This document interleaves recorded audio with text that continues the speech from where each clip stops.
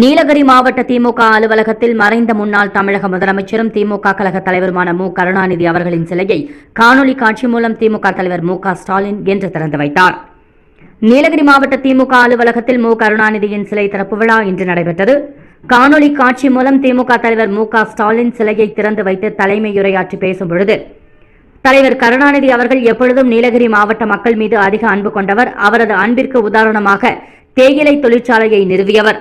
பெரும்பாலான மக்கள் வாழும் படுகரின மக்களை தாழ்த்தப்பட்டியோர் பட்டியலில் சேர்க்க நடவடிக்கையை எடுத்தவர். சுற்றுலா மாவட்டம் என்பதால் மாவட்டத்தில் உள்ள சுற்றுலா தலங்களை மேம்படுத்த அதிக நிதியை ஒதுக்கியவர் என்று குறிப்பிட்டார். மேலும் தற்பொழுது ஆட்சி நடத்தி வரும் அதிமுக அரசு இருக்கும் வரை முடிந்த அளவு எவ்வளவு சுருட்ட முடியுமோ என்ற எண்ணத்தில் தான் ஆட்சியை நடத்தி வருவதாகவும், அதற்கு உதாரணம் நீலகிரி மாவட்டத்தில் மழையால் பாதிக்கப்பட்ட மக்களை சந்திக்க கூட வர முடியாத முதலமைச்சர் என்று தெரிவித்தார்.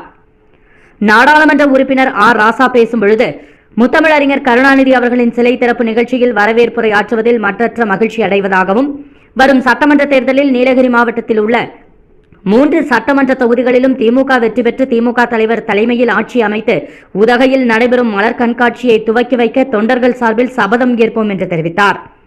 இந்த நிகழ்ச்சியில் மாவட்ட செயலாளர் பாம்பு முபாரக், துணை செயலாளர் ரவிக்குமார், கூடலூர் சட்டமன்ற உறுப்பினர் திராவிடமணி, உதகை நகர செயலாளர் ஜார்ஜ் உள்ளிட்ட கட்சியின் முக்கிய நிர்வாகிகள் கலந்து கொண்டனர்.